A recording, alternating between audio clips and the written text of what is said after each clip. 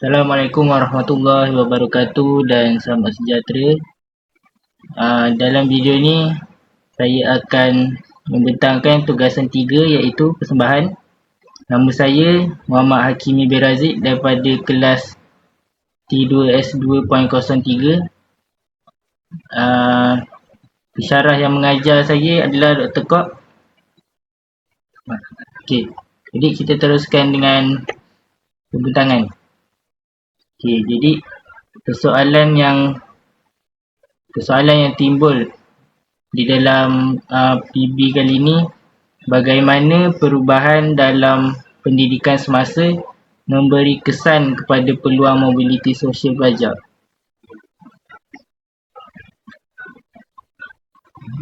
Jadi kita masuk kepada definisi mobiliti sosial. Menurut Paul B. Houghton, mobiliti sosial merupakan gerakan perpindahan daripada satu kelas sosial kepada kelas sosial yang lain. Contohnya, pergerakan daripada orang miskin kepada orang kaya, ataupun daripada satu tempat ke satu tempat yang lain juga dikira sebagai perpindahan kelas sosial. Mobiliti sosial ni terbagi kepada dua, iaitu mobiliti mendata dan juga mobiliti menegak. Okey, jadi kita masuk kepada perkaitan yang pertama.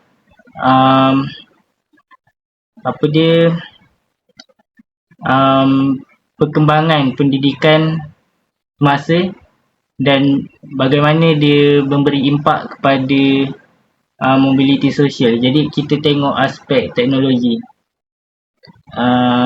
Jadi dalam aspek teknologi ni, seperti yang kita tahu, kita ada pembelajaran secara dalam talian lah. Jadi ni merupakan contoh-contoh kursus di dalam talian yang boleh diakses oleh semua orang lah. Antaranya adalah mytutor.my, Coursera, edX dan juga Udemy.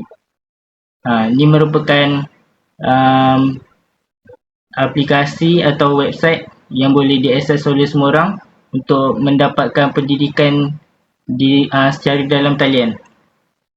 Okay, jadi kelebihan kursus di dalam talian yang pertama adalah pendidikan yang lebih fleksibel. Jadi apabila pendidikan lebih fleksibel, pelajar boleh pilih masa untuk belajar pada bila masa lah. Yang seterusnya boleh dilaksanakan di mana-mana tempat. Jadi bila kita kursus dalam talian ni, kursus tu mestilah dalam device kita kan. Jadi device tu kita boleh bawa lah ke mana-mana. Jadi pelajar tak perlu risau untuk berada dalam kelas. Terusnya, akhir sekali, pendidikan yang berfokus antara pengajar dan pelajar. Jadi dalam kursus dalam talian ni, dia hanya melibatkan seorang guru, seorang pengajar dan juga seorang pelajar. Jadi pembelajaran tu akan lebih berfokus lah. Okay. Jadi kita tengok impak teknologi ni kepada mobiliti sosial. Kita tengok yang pertama iaitu impak negatif.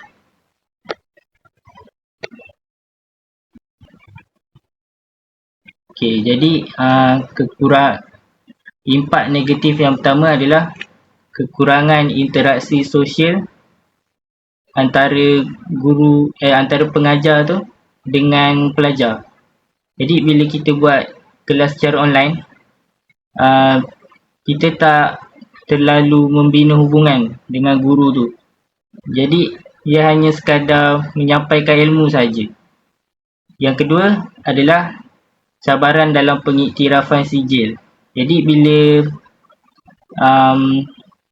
kelas secara talian ni, dia tidak ada pengiktirafan sijil yang betul-betul mengiktiraf kita punya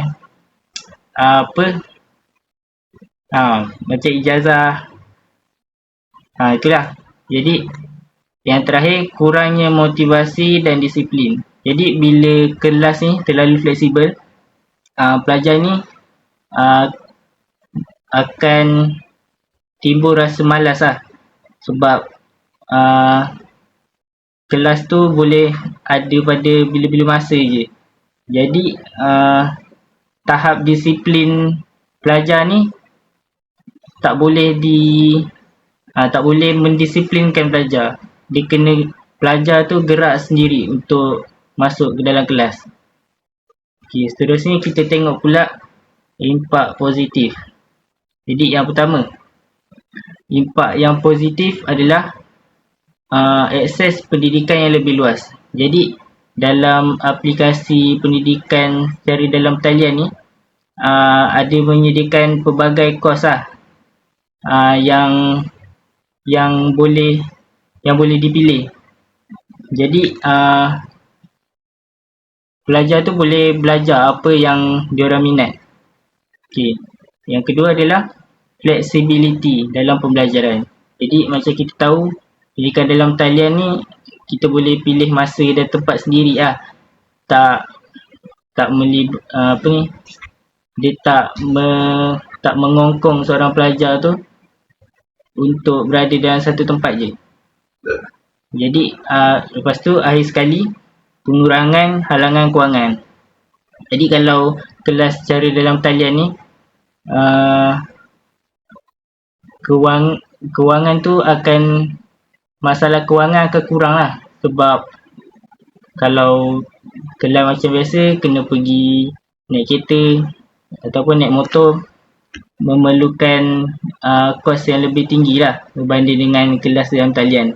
Dalam talian ni cuma perlukan kos internet dan juga device. Okay, jadi ini merupakan antara keratan akhbar yang menyokong dan juga yang menolak kepada teknologi dalam pendidikan ni. Yang kita tengok ni kat sini, pendidikan dalam talian hakis adab, disiplin penuntut. Jadi bila pendidikan dalam talian ni dia tak tekankan sangat adab dengan disiplin ni. Lepas tu kita tengok yang sebelah kanan ni pula, pembelajaran dalam talian masih relevan. Ini nak tunjuk yang pembelajaran dalam talian ni walaupun dah lama, dia masih memang relevan lah sampai sekarang. Okay.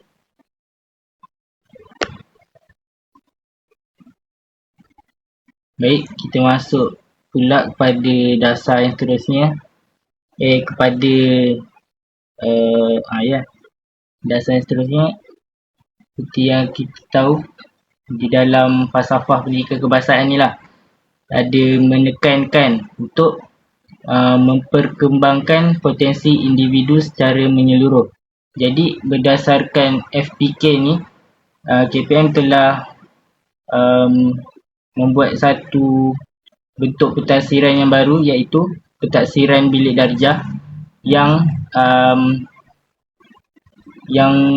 menilai murid secara menyeluruh di dalam kelas. Jadi kita tengok kepada keberkesanan PBD dalam kelas. Okay. PBD merupakan proses yang berterusan dalam sesi PDP bagi mendapatkan maklumat tentang perkembangan, kemajuan, kebolehan dan penguasaan murid terhadap maklumat kurikulum yang dihasratkan. Jadi PBD ni merupakan satu proses pentafsiran dalam bilik darjah yang berterusan lah. Untuk kita tengok perkembangan ni bukan daripada akademik saja, tapi daripada jasmani, emosi, rohani, intelek dan sosial. 5 itu. Jadi yang pertama, keberkesanannya mengurangkan tekanan kepada murid. Yang kedua, menilai perkembangan murid secara menyeluruh, iaitu cara Jerry study. Yang ketiga, meningkatkan peluang bagi murid yang mempunyai pelbagai kelebihan. Jadi kalau murid yang lemah belajar peluang dia untuk dapat markah tu lebih tinggi lah kalau laksanakan PBD ni. Yang keempat, keperluan pendidikan murid dipenuhi. Jadi kalau cikgu laksanakan PBD, cikgu ni boleh tengok kemampuan yang murid ni ada. Jadi untuk pembelajaran yang akan datang, cikgu boleh sediakan mungkin bahan yang sesuai untuk murid tu lah. Okay, jadi impak PBD ni kepada mobiliti sosial, kita tengok impak negatif. Yang pertama, beban kerja yang berlebihan untuk pelajar dan guru.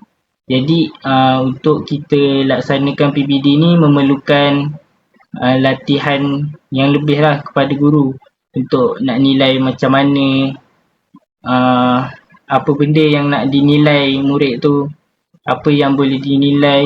Dah cakap. Lepas tu itulah. Okay. Yang kedua, potensi untuk bias lebih besar lah. Sebab kalau murid, kalau contohnya cikgu ada sifat pilih kasih lah. Kalau cikgu tu sayang seorang murid ni, cikgu tu mungkin akan memberikan markah yang lebih kepada seorang tu je. Walaupun dia tak menguasai, tapi dia dapat juga markah yang lebih. Jadi potensi untuk bias tu besar. Yang ketiga, ketidakseragaman dalam pentaksiran guru. Jadi guru ni ada, kalau dalam satu sekolah tu takkan ada seorang je kan guru. Jadi mestilah guru tu mesti ramai kan. Jadi apabila guru ni ramai, pentaksiran ataupun maklumat yang maklumat pentaksiran yang guru tu dapat tentang seorang murid tu, dia akan berlainan. Jadi kat situlah berlaku ketidakseragaman. Terusnya kita tengok pula impak positif. Yang pertama, meningkatkan kualiti pembelajaran. Jadi inilah PBD ni dia dapat meningkatkan kualiti pembelajaran sebab murid akan jadi lebih proaktif lah dalam sesi PDP. Yang kedua, menggalakkan pemikiran kritis dan pemikiran aras tinggi. Jadi kalau PBD ni dilaksanakan, aktiviti-aktiviti dia bukanlah hanya menghafal, tulis balik. Tapi ia juga melibatkan kepada pemikiran yang lebih kritis dan juga melibatkan pemikiran aras tinggi. Yang ketiga, mengurangkan tekanan peperiksaan. Jadi kalau bila kita dah laksanakan PBD ni, peperiksaan akan dikurangkan. Jadi tekanan peperiksaan kepada murid tu lebih berkurang lah. Jadi murid tak tertekan. Okay. Ini antara biratan akhbar yang menunjukkan kemenjadian murid lebih menarik menerusi PBS dan PBD. Dia nak cakap yang kemenjadian ni daripada segi mungkin emosi, sosial, bukan saja intelek lah. Lepas tu ini pula kereta akhbar yang sebelah kanan ni, kereta akhbar yang menunjukkan PBD ni sukar untuk dilaksanakan oleh guru-guru. Tajuk akhbar ni, pakar pendidikan senaraikan 3 sebab pentaksiran bilik darjah tidak berkesan di Malaysia. Dekat keratan akhbar ni, antara sebab PBD ni tak berkesan kat Malaysia adalah murid yang terlalu ramai dan juga beban yang besar kepada guru kat Malaysia.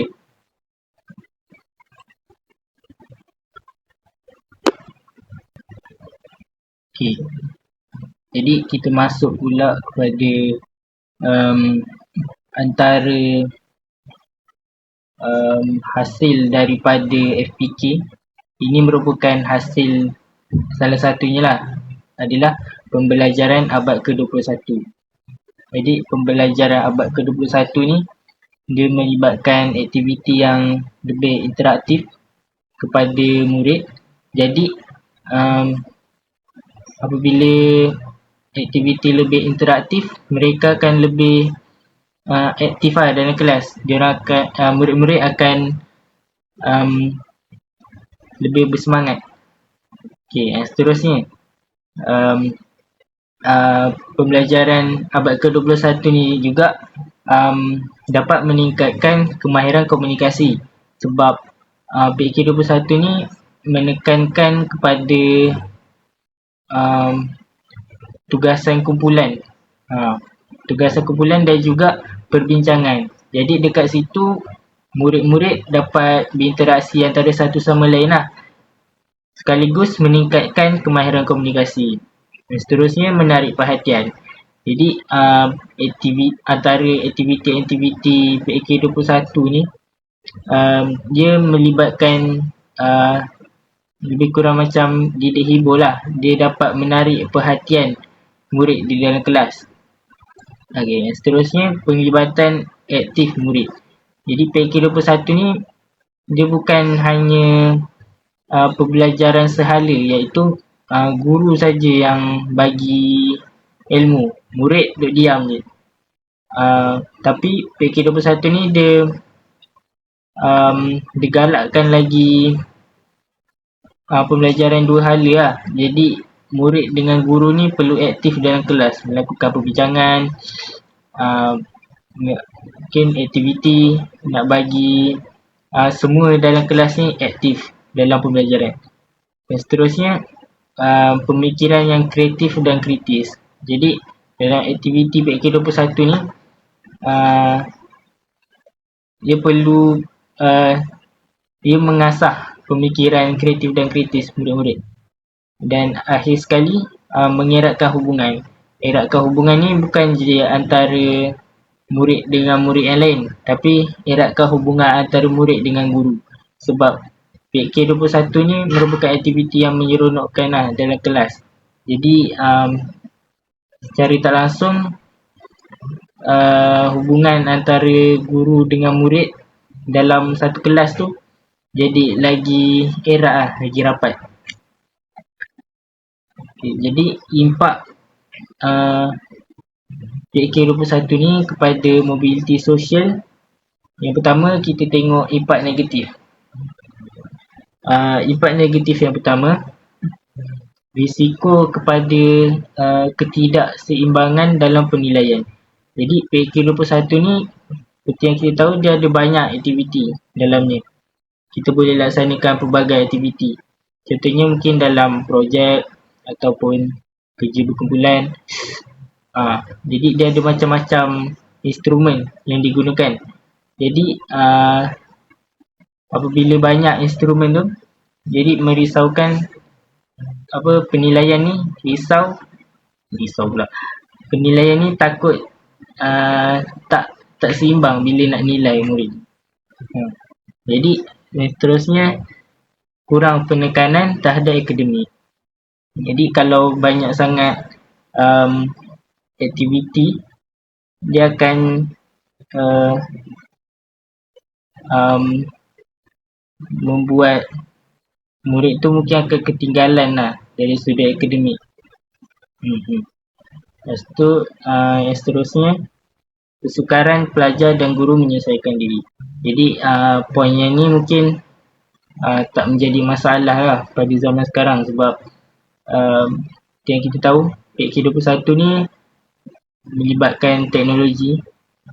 Jadi guru dengan pelajar kena sesuaikan diri dengan teknologi, barulah boleh laksanakan PK21 ni. Lepas tu kita tengok pula impak yang positif. Yang pertama, menggalakkan pemikiran yang kreatif. Jadi dalam PK21 ni dia menggalakkan pemikiran yang kreatif lah, sebab dia ada banyak aktiviti-aktiviti yang mencabar minda, memerlukan murid untuk berfikir di luar kotak. Terusnya, pembelajaran yang lebih fleksibel.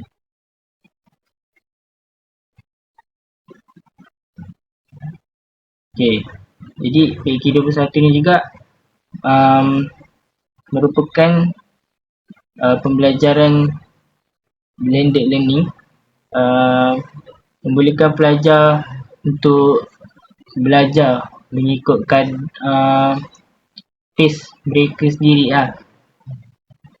Yang seterusnya adalah berdaya saing, meningkatkan daya saing antara murid. Okay. Ini merupakan antara kerahatan akhbar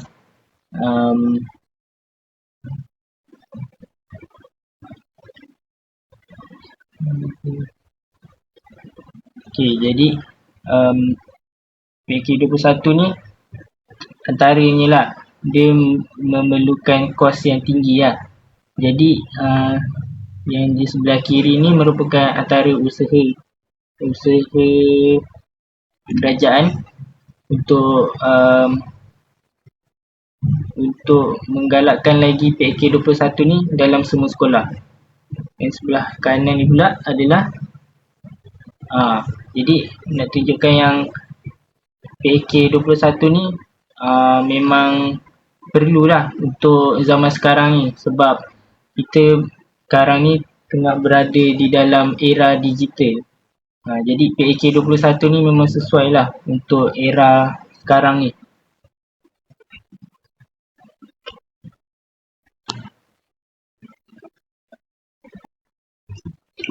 Okay, jadi poin yang seterusnya, bila pendidikan ni semakin berkembang dekat Malaysia ni lah kan, jadi mestilah peluang pendidikan dan pekerjaan ni menjadi lebih luas kan. Jadi antara peluang yang boleh diambil oleh murid yang kemahiran ataupun penguasaan dia bukan kepada akademik tapi kepada kemahiran. Jadi Malaysia dah ada aliran TVET yang menggalakkan pelajar untuk mahir dalam bab-bab kemahiran ni lah. Jadi dalam TVET ni, pelajar tidak memilih laluan akademik konvensional. Pelajar yang tidak memilih laluan akademik konvensional boleh mendapatkan kemahiran yang terus relevan dengan industri, meningkatkan kebarangkalian mendapat pekerjaan dan memperbaiki taraf hidup mereka. Jadi kalau murid ni mungkin tak boleh nak teruskan dalam bab akademik, dia boleh teruskan dalam bab-bab kemahiran ni, sebab dalam bab-bab kemahiran ni ada banyak peluang yang dibuka lah untuk mendapatkan pekerjaan bila habis nanti. Okay. Jadi kita tengok ini merupakan skop dalam TVET. Nombor 1, berdasarkan standard pekerjaan atau industri yang diiktiraf. Maksudnya TVET ni dia ambil pekerjaan yang diiktiraf oleh industri-industri. Yang kedua, mengandungi 50 hingga 70% komponen praktikal berdasarkan tahap program. Yang ketiga, penekanan kepada elemen psikomotor dan kemahiran kerja. Jadi dalam TVET ni dia menekankan psikomotor dan juga kemahiran kerja. Dia bukan melibatkan intelek saja. Yang keempat, menerapkan pendedahan industri. Yang kelima, menerapkan komponen latihan industri. Dan akhir sekali, nombor 6, menerapkan projek berasaskan kerja atau industri. Jadi kat sini dia memang memang membantulah bagi murid-murid yang ada masalah akademik dan juga mempunyai kelebihan dalam bab-bab kemahiran ni. Okay. Jadi impak TVET ni kepada mobiliti sosial. Okay. dalam impak negatif, um, masyarakat sekarang ni memang kita tengok dulu yang pertama, stigma sosial terhadap pendidikan vokasional. Jadi stigma sosial ni memang dah melekat lah dekat dalam pemikiran masyarakat kita yang budak-budak kemahiran ni macam tak jadi stigma sosial terhadap pendidikan vokasional. Jadi TVET ni kalau dalam masyarakat lah sering dipandang sebagai pilihan kedua lah di dalam akademik. Jadi masyarakat sering menganggap yang TVET ni kurang bernilai lah untuk dipilih. Yang seterusnya, risiko automasi dan juga perubahan industri. Jadi dalam kemahiran ni kebanyakannya melibatkan engineering, mesin-mesin semua itulah. Jadi kalau bila industri jadi lebih maju, mestilah dia akan guna banyak robot yang automatik kan. Jadi ditakuti peluang pekerjaan dekat bab industri ni makin berkurangan sebabkan banyak penggunaan mesin auto. Jadi kita tengok pula kepada impak yang positif. Yang pertama adalah laluan keusahawanan dan peningkatan ekonomi. Jadi TVET ni dia meluaskan lagi peluang pekerjaan lah. Jadi dia bagi peluang kepada rakyat untuk meluaskan meningkatkan ekonomi sendiri lah. Yang kedua, mengurangkan kadar pengangguran. Jadi kalau bila peluang pekerjaan ni dah semakin luas, jadi kadar pengangguran di Malaysia ni akan menurun lah.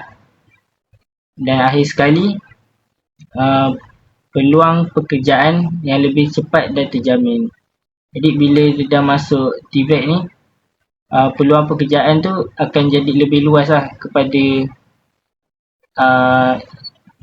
bila dia dah masuk TVET tu, dia lagi senang lah untuk dapat kerja berbanding dengan cari sendiri.